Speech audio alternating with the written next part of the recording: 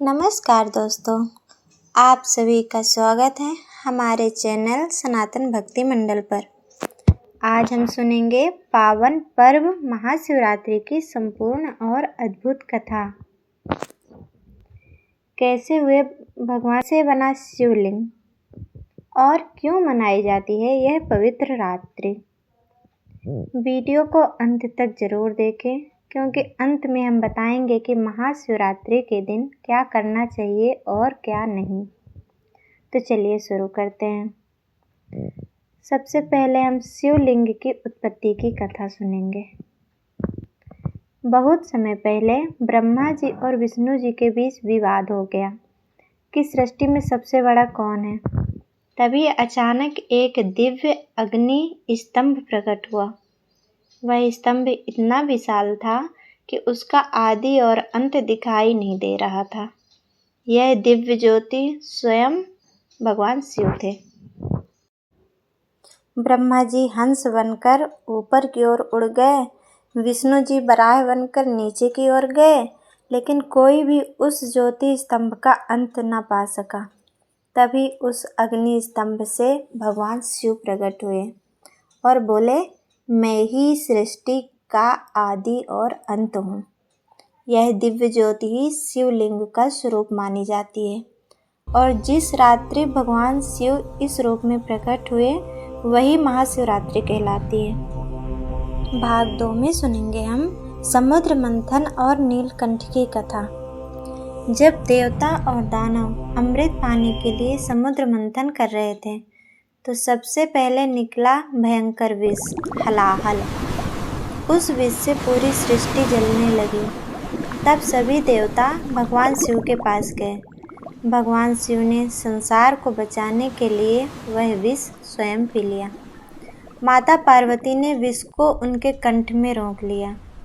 विष के प्रभाव से उनका कंठ नीला हो गया, तभी से वे नीलकंठ कहलाए।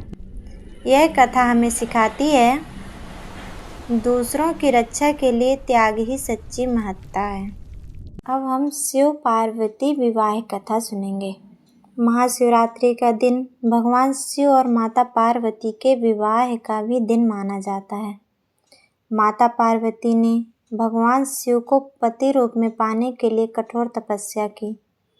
वर्षों की तपस्या के बाद भगवान शिव प्रसन्न हुए और उनसे विवाह किया।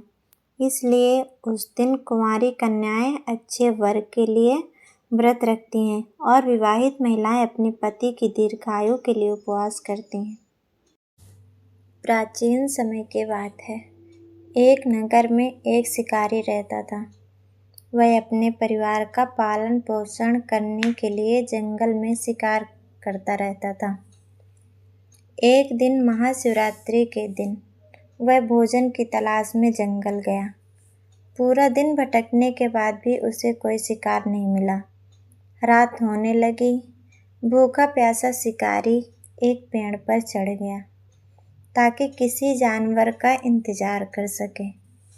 वह पेड़ बिल्व वृक्ष का था और उस वृक्ष के नीचे एक शिवलिंग स्थापित था, लेकिन शिकारी को इसका ज्ञान नहीं था। रात भर जागते रहने के लिए वह बार बार बेलपत्र तोड़कर नीचे गिराता रहा। संयोग से वे बेलपत्र सीधे शिवलिंग पर गिरते रहे। भूखा होने के कारण वह व्रत में था, रात भर जागरण भी कर रहा था। इस प्रकार अनजाने में ही उससे महाशिवरात्रि का व्रत और पूजा संपन्न हो गई। आधी रात के समय एक हिरणी पानी पीने वहां आई। शिकारी ने धनुष उठाया, लेकिन हिरणी ने करुण स्वर में कहा, हे शिकारी, मुझे जाने दो। मैं अपने बच्चों को अंतिम बार मिलकर लौट आऊंगी। शिकारी का हृदय पिघल गया।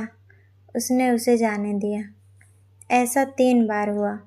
हर बार उसका हृदय बदलता गया। शिव कृपा। अंत में भगवान शिव स्वयं प्रकट हुए। उन्होंने कहा, हे शिकारी, तुमने अनजाने में ही मेरा व्रत किया है। तुम्हारे हृदय में दया जागी है। मैं तुमसे प्रसन्न हूँ। भगवान शिव ने उसे मोक्ष का आशीर्वाद दिया। इस कथा से हमें सीख मिलती है, सच्ची भक्ति में दिखावा नहीं होता, व्रत का महत्व भाव में है। शिव जी दया और सरलता से प्रसन्न होते हैं। महाशिवरात्रि की रात ओम नमः शिवाय का जाप करने से मन को शांति और जीवन में सुख प्राप्त होता है। आइए भक्तों, हम पूजा का संक्षिप्त महत्व जान लेते हैं। महाशिवरात्रि के दिन शिवलिंग पर जल और दूध चढ़ाएं, बेलपत्र अर्पित करें, ओम नमः शिवाय मंत्र का जाप करें, रात में जागरण करें। ऐसा करने से पापों का नाश होता है और जीवन में नई ऊर्जा आती है। अगर आप सच्चे शिव भक्त हैं तो कमेंट में लिखें हर हर महादेव।